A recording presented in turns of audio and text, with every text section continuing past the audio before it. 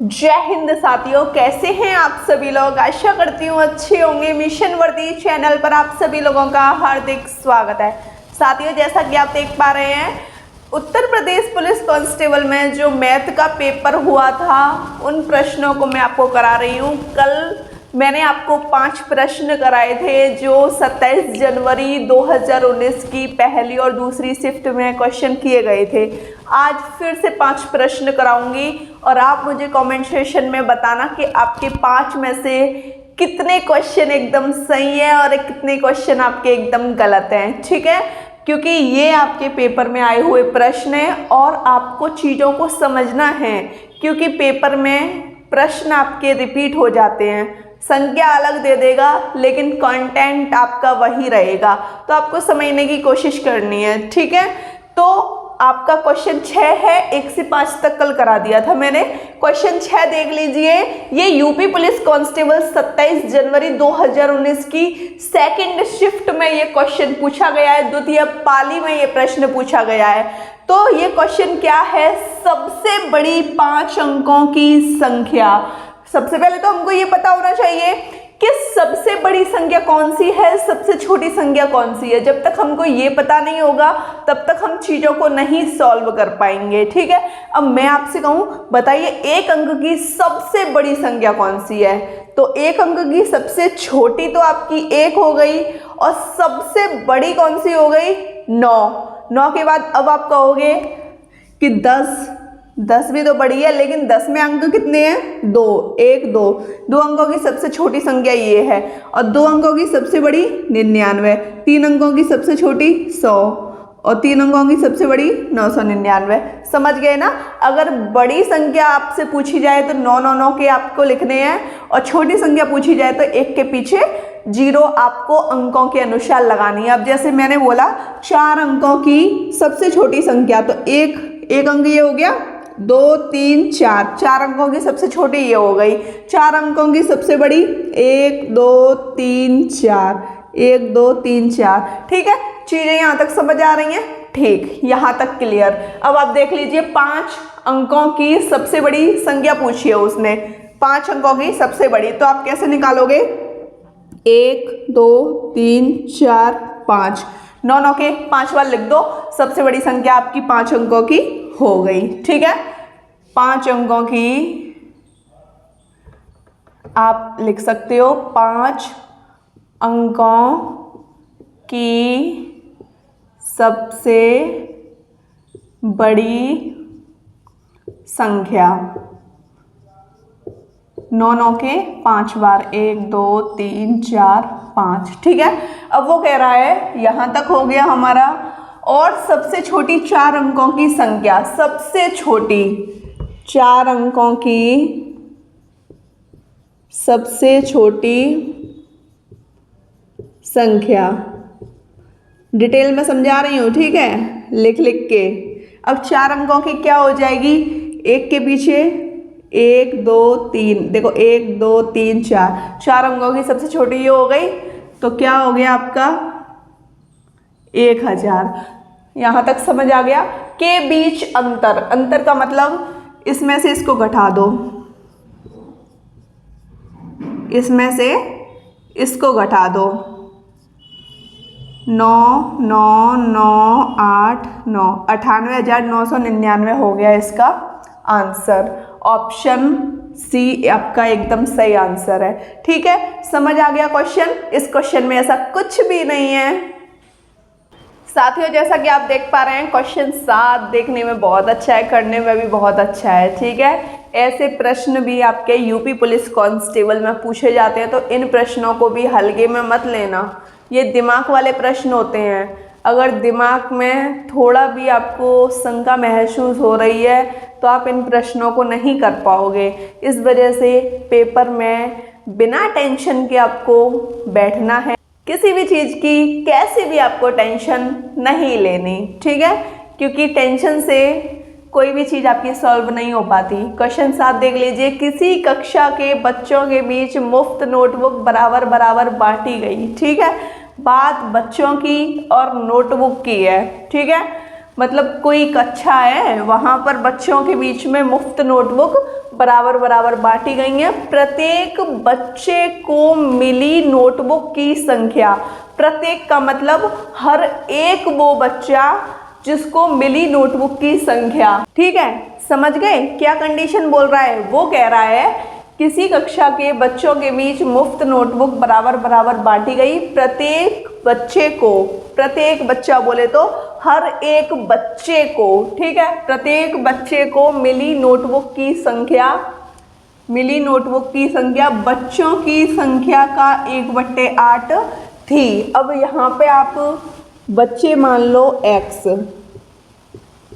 बच्चे आपने x मान लिए, ठीक है, हो गया। अब वो कह रहा है प्रत्येक बच्चे को मिली नोटबुक की संख्या, यहाँ लिख लो प्रत्येक बच्चे को मिली नोटबुक, हर एक बच्चे की नोटबुक हम निकाल लेंगे, ठीक है। प्रत्येक बच्चे को मिली नोटबुक की संख्या बच्चों की संख्या का 1/8 थी। बच्चे की संख्या कितनी है?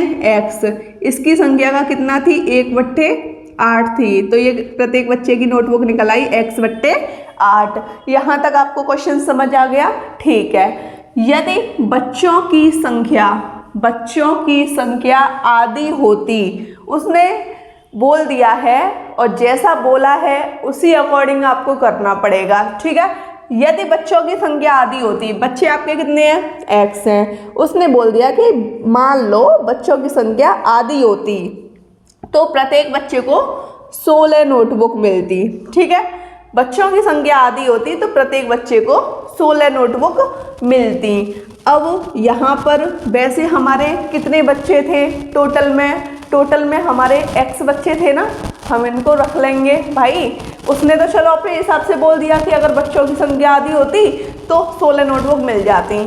हमारे बच्चे कितने थे? x बच्चे थे और प्रत्येक बच्चे को x/8 नोटबुक मिली, ठीक है। उसने जो बोला है आपको उसके साथ साथ जो संज्ञा दी है उसको भी बराबर में रखना है, तब आपका क्वेश्चन हो पाएगा। x से x कट गया, 2 से ये कट गया 8 बार, ठीक है। तो 8 बराबर x/8, कैंची का गुणा कीजिए, x की वैल्यू आ गई 64, ठीक है। बच्चे आपके कितने निकल आए? 64। अब आप निकाल लीजिए प्रत्येक बच्चे की नोटबुक। प्रत्येक बच्चे की नोटबुक x की वैल्यू कितनी है? 64 और बट्टे में 8, तो ये 8 आ गई। प्रत्येक बच्चे की नोटबुक कितनी आई? 8। अब उसने बोला है कुल कितनी नोटबुक बांटी गई। टोटल बच्चे कितने हैं आपके? 64 और हर बच्चे को, प्रत्येक बच्चे को 8 नोटबुक मिली, तो 64 बच्चों को कितनी नोटबुक मिली? 8 चौक 32, 512 नोटबुक मिली। ये हो गया आपका आंसर, ठीक है। इस क्वेश्चन में आपको लैंग्वेज को समझना है। अगर आपने लैंग्वेज को समझ लिया तो आपका क्वेश्चन बहुत ही आसानी से हो जाएगा। जैसा कि साथियों आप क्वेश्चन 8 देख पा रहे हैं, क्वेश्चन 8 आपका उत्तर प्रदेश पुलिस कांस्टेबल 27 जनवरी 2019 को द्वितीय पाली में ये प्रश्न पूछा गया है। तो देख लीजिए, x के पास बैंक खाते में इतने रुपए की राशि है। कितने रुपए हैं? 100.82 रुपए की राशि उसके पास है बैंक खाते में, ठीक है। इतने रुपए जमा करने, अब भाई जमा कर रहा है तो प्लस आपको करना पड़ेगा 74.35, ठीक है। यहाँ तक समझ आ गया। और इतने रुपए निकालने वाली कंडीशन में माइनस करना पड़ेगा 50.17 रुपये। निकालने के बाद वह अपने बैंक खाते की राशि से 5 रुपये के कितने चॉकलेट खरीद सकता है। अब हम पहले निकालने के बाद यहाँ तक इसको कर लेते हैं अच्छे तरीके से। यहाँ तक इसको प्लस माइनस में जो भी करना है उसको कर लेते हैं। तो कैसे करेंगे देख लीजिए। सबसे पहले तो आपको इन दोनों को जोड़ना है। तो 100.82 में 74.35 ऐड कीजिए, 71571, ये आपका ऐड होके इतना आया, ठीक है। कितना आया 175.17। इसमें से आपको ये घटाना है 50.17। घटाइए, कैसे घटाओगे? 0.0521 ये आ गया, ठीक है। अब देखो यहाँ पे पॉइंट के बाद 2 जीरो लगी हुई हैं, इनका कोई महत्व नहीं है। क्यों महत्व नहीं है समझा देती हूँ। पॉइंट हटाओ, जीरो बढ़ाओ, 1 2 2 जीरो कट गई, क्या बचा? 125 ही बचा। अब 125 आपका इनको जोड़ के और इसको घटा के आ गया, लेकिन उसने बोल दिया है वह अपने बैंक खाते की राशि से 5 रुपये के कितने चॉकलेट खरीद सकता है। अब भाई आपके पास 10 रुपये हैं, आप बोलो कि मैं 2 रुपये की कितनी चॉकलेट खरीद लूँगा 10 रुपये में, तो 5 खरीद लोगे कि नहीं? 10 में 2 का भाग दे दो। ऐसे ही 125 में आपको भाग देना है 5 का, 25 चॉकलेट वो खरीद सकता है। ऑप्शन सी आपका एकदम करेक्ट आंसर हो गया। साथियों आप क्वेश्चन 9 देख लीजिए। क्वेश्चन 9 आप देख पा रहे हैं, निम्नलिखित में से कौन सा 2 पूर्णांकों का न्यूनतम, बात हो रही है न्यूनतम बोले तो सबसे कम, ठीक है, न्यूनतम योग है, 2 पूर्णांकों का न्यूनतम योग है। आपको 2 पूर्णांक देखने हैं कि आप कौन से लेते हैं और वो कम से कम होने चाहिए, जिनका गुणनफल कितना होना चाहिए? 64 होना चाहिए। अब भाई आपको क्या करना है? 64 के आप कर लीजिए फैक्टर, 2 से 32 बार, 2 से 16, 2 से 8, 2 से 4, 2 से 2, 2 से 1। अब देखो उसने बोल दिया है कि 2 ऐसे पूर्णांक जिनका कम से कम गुणनफल होना चाहिए 64, ठीक है। 2 दूनी 4 दूनी 8, 2 दूनी 4 दूनी 8, 8 और 8, 8 और 8 इनका गुणनफल कितना हो रहा है?